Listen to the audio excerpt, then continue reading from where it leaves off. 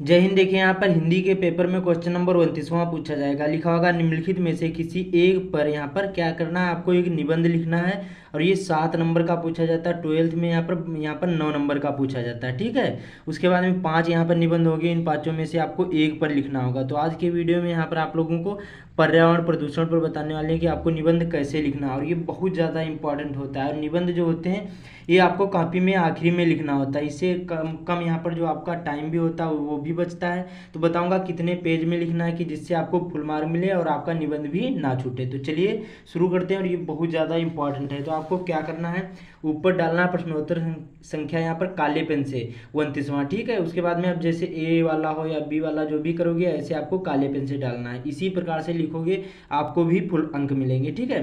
उसके बाद में आप देखिए रूपरेखा। आप देखिए रूपरेखा क्या होती है। ये निबंध लिखने से पहले आपको जो हेडिंग होती है उन्हीं को लिखना होता है रूपरेखा में। जैसे प्रस्तावना हो गया, प्रदूषण का अर्थ हो गया, प्रदूषण के प्रकार हो गए, प्रदूषण से होने वाली हानियां हो गए, और प्रदूषण समस्या का समाधान हो गया। आखिरी में उपसार आता।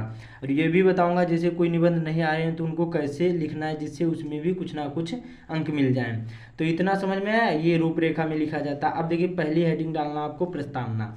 अब देखिए प्रस्तावना का मतलब होता है किसी यहाँ पर निबंध का परिचय देना कम से कम शब्दों में। ठीक है। ज़्यादा बड़ा भी नहीं लिखना है क्योंकि और सारी भी हेडिंगें आपको लिखना होगी। तो यहाँ पर जब भी निबंध लिखोगे तो न्यू पेज से स्टार्ट करना, ये भी आपको ध्यान रखना है। तो यहाँ पर देखिए प्रस्तावना तो कैसे लिखना, प्रदूषण एक गंभीर और वैश्विक समस्या है। जो प्रदूषण होती है, जो पर्यावरण प्रदूषण है या केवल प्रदूषण है, प्रदूषण एक गंभीर और वैश्विक समस्या या प्रतिदिन बढ़ती जा रही जिसके कारण मानव जीव जंतुओं को कई प्रकार की क्या है घातक बीमारियों का भी सामना करना पड़ रहा है। तो इतना में आपको लिखना, ज़्यादा बड़ा भी आपको नहीं लिखना है।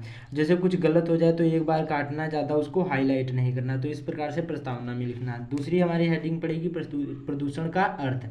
अब इसमें कैसे लिखना है देखिए, पर्यावरण में दूषक पदार्थों के कारक यहाँ पर प्राकृतिक संतुलन में क्या पैदा होने वाले दोष को प्रदूषण कहते हैं। प्रदूषण का शाब्दिक अर्थ है वायु, जल, मिट्टी में यहाँ पर अवांछित पदार्थ के कारण दूषित होना।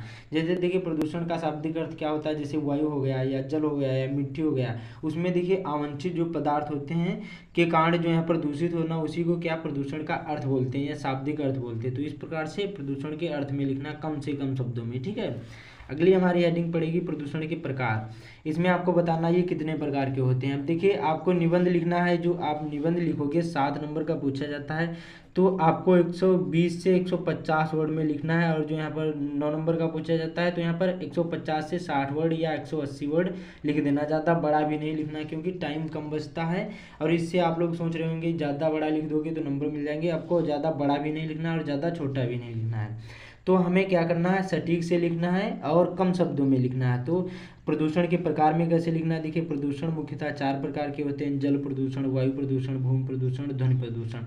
अब इसको देखिए जैसे आपको कम पता है तो प्रदूषण के प्रकार में इसको बढ़ा चढ़ा कर लिख देना। जल प्रदूषण कैसे होता है, यहाँ पर देखिए जो यहाँ पर कारखानों द्वारा यहाँ पर या फिर नदियों में या ज़्यादा यहाँ पर क्या गंदगी फैलाना, उसी को यहाँ पर जल प्रदूषण कहते हैं। वायु प्रदूषण जैसे यहाँ पर कारखानों द्वारा जो यहाँ पर चिमनियाँ होती हैं उनसे निकलने वाले धुआं या फिर मोटर गाड़ियों से निकलने वाला धुआं, वो सब वायु में प्रदूषण हो जाता है। भूमि प्रदूषण जैसे यहाँ पर ज़्यादा यहाँ पर क्या करना, वनों की कटाई करना, इससे भूमि प्रदूषण होता है। ध्वनि प्रदूषण यहाँ पर जैसे लाउड स्पीकरों का प्रयोग करना या हॉर्न बजाना, उसी को ध्वनि प्रदूषण कहते हैं। तो इसको बढ़ा चढ़ाकर भी लिख सकते हैं लेकिन हमें कम कम से कम शब्दों में लिखना है। देन यहाँ पर अगली हेडिंग डालना है चौथी, प्रदूषण से होने वाली हानियाँ। मतलब इससे क्या क्या हानियाँ होती है आपको लिखना। तो प्रदूषण मानव के साथ साथ यहाँ पर जीव जंतुओं और वनस्पति सभी को प्रभावित करते हैं। अब देखिए एक पेज ये हो गया। अब दूसरे पेज में आपको कितना लिखना है, इससे यहाँ पर कई बीमारियाँ उत्पन्न हो रहे हैं। यह मिट्टी के कटाव व अवसादन का भी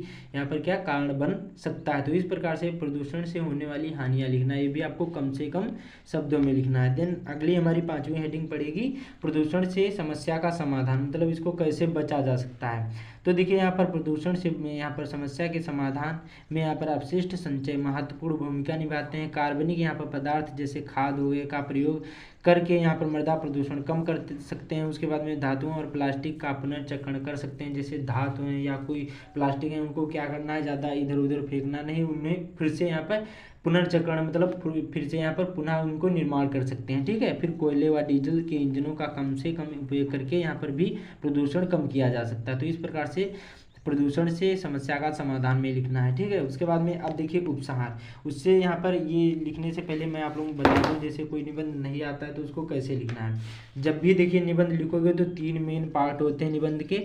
एक होता है हमारा प्रस्तावना, अगली होती है हेडिंग यहाँ पर मध्य भाग, और आखिरी में होती है यहाँ पर उपसंहार। अब ये 3 ही चीज़ें आप लोग समझ लो, आपका निबंध कोई नहीं काट सकता। प्रस्तावना में आपको कोई भी निबंध हो उसको परिचय देना है कम से कम शब्दों में। मध्य भाग में आपको क्या लिखना होता है, जैसे यहाँ पर कारण, निवारण या फिर समस्या का समाधान, इस प्रकार से, या प्रकार, इस प्रकार से मध्य भाग में लिखा जाता है। ठीक है, मेन चीज़ जो एग्जामिनर होते हैं वो हेडिंग ही देखते हैं। तो प्रस्तावना हो गया, कारण, निवारण, ये मध्य भाग में लिखा जाता है। उसके बाद में उपसंहार आता है, ये आखिरी, निबंध का आखिरी होता है उपसंहार। इसमें आपको अपने मत देने होते हैं, कम से कम शब्दों में समझाना होता है कि पूरा सार जो निचोड़ होता है निबंध का वो आखिरी में लिखा जाता है। तो कम से कम शब्दों में आखिरी में उपसंहार लिखना है। ठीक है, प्रस्तावना में किसी विषय पर जैसे निबंध लिख रहे हैं तो उनको परिचय देना, मध्य भाग में कारण, निवारण या प्रकार या हानियाँ या लाभ, इस प्रकार से आपको मध्य भाग में लिखना है।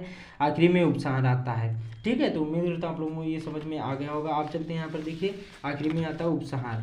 तो देखिए न्यायालय द्वारा प्रदूषण फैलाने वाले यहाँ पर उद्योगों को क्या क्या है, महानगरों से बाहर ले जाने का आदेश दिया है, जिससे क्या है कम से कम यहाँ पर जो हमारा प्रदूषण होगा वो कम हो सकता है। उसके बाद में आम नागरिकों को भी क्या है इन कार्यक्रमों में सहयोग देना होगा, और यहाँ पर प्रदूषण को रोकने के लिए यहाँ पर अधिक से अधिक वृक्षारोपण भी करना चाहिए। तो इसी प्रकार से लिखोगे, 1.5 पेज में, ज़्यादा बड़ा भी नहीं लिखना है, पूरे पूरे नंबर मिलेंगे। तो उम्मीद करता हूँ आप लोगों को समझ में आ गया होगा। तो इस वीडियो को ज़्यादा से ज़्यादा शेयर कर देना, ऐसे ही लिखोगे पूरे पूरे अंक मिलेंगे। बाकी चैनल पर पहली बार आए, चैनल को सब्सक्राइब भी कर लेना। तो मिलते हैं अगले वीडियो में।